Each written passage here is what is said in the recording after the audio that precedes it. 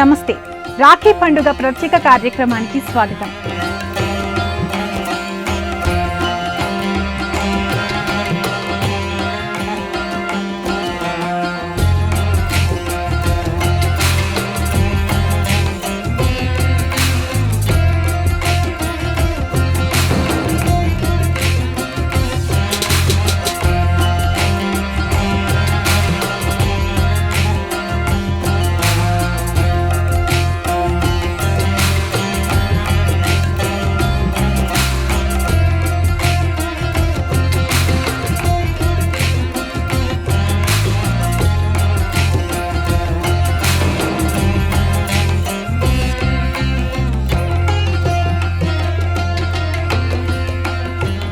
రాఖీ పండుగ భారతదేశంలో అత్యంత ప్రాముఖ్యమైన పండుగలలో ఒకటి. ఈ పండుగను రాఖీ పౌర్ణమి లేదా రక్షాబంధన్ అని కూడా పిలుస్తారు. ఇది అక్క చెల్లెళ్ళు తమ అన్నదమ్ములకు ప్రేమ, రక్షణ మరియు ఆశీర్వాదాలను అందించే పండుగ. ఈ పండుగను ప్రతి సంవత్సరం శ్రావణ శుద్ధ పౌర్ణమి రోజున జరుపుకుంటారు.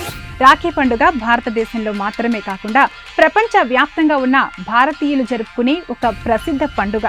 ఈ పండుగ భారతీయ సంస్కృతి మరియు ఐక్యతకు ఒక ప్రధాన ప్రతిబింబం. రాఖీ పండుగ సందర్భంగా తమ పుట్టింటికి వెళ్లి ఆడపడుచులు అన్నదమ్ములకు రాఖీ కడతారు. రాఖీ పండుగ పూర్వకాలం నుంచి వస్తుంది.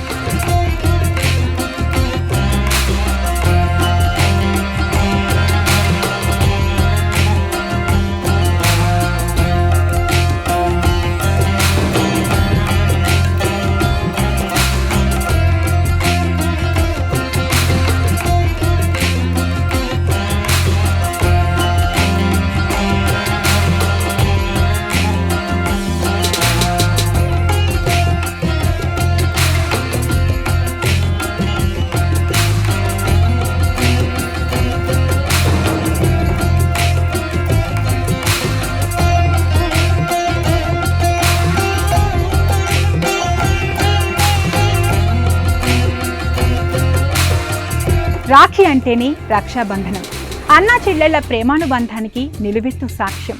శ్రావణ పౌర్ణమి నాడు జరుపుకునే రాఖీ సోదర ప్రేమకు సంకేతం.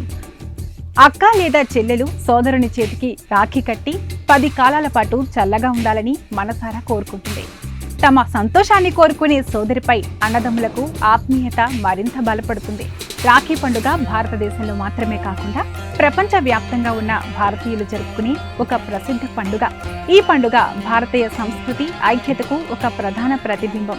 రాఖీ పౌర్ణమి రోజు సోదరిమణులు తమ సోదరులకు నుదుట తిలకం పెట్టి రాఖీ పట్టీలను కట్టి హారతిస్తుంది. సోదరులు తమకు తోచిన బహుమతులిచ్చి వారి దీవెనలు పొందుతారు. రాఖీ పండుగ కేవలం అన్నా చెల్లెలు లేక అక్క తమ్ముళ్ల మధ్యనే కాదు. పురాణాల ప్రకారం ఏ స్త్రీ అయినా పురుషుడికి కట్టే రక్షా తోరాన్ని రక్షాబంధనం అంటారు. దీని వెనుక విశిష్ట చరిత్ర ఉంది. పాండవుల రాజాసూయ యాగంలో శిశుపాలుడు 100 తప్పులు చేస్తాడు. అప్పుడు శ్రీకృష్ణుడు తన సుదర్శన చక్రంతో అతన్ని వధిస్తాడు. ఆ సమయంలో చూపుడు వేలుకు గాయమై రక్తం కారుతుంది. అది గమనించి ద్రౌపది వెంటనే వచ్చి తన చీర కొంగు చించి గాయపడిన వేలుకు కట్టుకడుతుంది. దానికి కృతజ్ఞతగా ద్రౌపదికి శాశ్వతమైన మద్దతు ఇస్తానని ప్రతిజ్ఞ చేస్తాడు. మహాభారతం ప్రకారం ద్రౌపదికి వస్త్రాపహరణ సమయంలో మహారాజ్యాధిపతి అయిన తండ్రి ద్రుపదరాజు కాని, మహాబల పరాక్రమవంతులైన 5 భర్తలు కాని ఎవరూ ఏమీ చేయలేని పరిస్థితి. తనను ఆదుకునే దిక్కు లేదా అని ద్రౌపది కన్నీరు పెడుతూ నిస్సహాయంగా శ్రీకృష్ణుణ్ణి ప్రార్థిస్తుంది. ఆ సమయంలో శ్రీకృష్ణుడు ద్రౌపదికి తరగని వస్త్రాన్ని ఇచ్చి ఆమె శీలాన్ని కాపాడుతాడు. అందరి ముందు అవమానం జరగకుండా రక్షిస్తాడు. ద్రౌపది కృష్ణునికి కట్టిన కట్టు ఒక అన్న చెల్లెలికి రాఖీ కట్టినట్టుగా పురాణాల్లో చెబుతుంటారు. పూర్వం దేవతలు రాక్షసుల మధ్య యుద్ధం జరుగుతుంది. దేవతల రాజైన ఇంద్రుడు ఓడిపోయి శక్తిహీనుడవుతాడు. తన పరివారంతో అమరావతిలో ఆశ్రయం పొందుతాడు.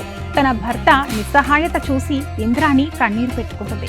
రాక్షసరాజు అమరావతిని ముట్టడిస్తున్నాడని గ్రహించి దేవేంద్రుణ్ణి పోరాటానికి సిద్ధం కావాలని చెబుతుంది. శ్రావణ శుద్ధ పౌర్ణమి నాడు పార్వతీ పరమేశ్వరుడిని, లక్ష్మీనారాయణుడిని పూజిస్తారు. దేవతలందరూ తాము పూజించిన రక్షలను తీసుకువచ్చి ఇంద్రుడికి కట్టి యుద్ధానికి పంపుతారు. యుద్ధంలో ఇంద్రుడు గెలుస్తాడు. శచీదేవి ప్రారంభించిన రక్షాబంధన్ రాఖీ పండుగగా నేటికీ జరుపుకుంటారని పురాణాలు చెబుతున్నాయి.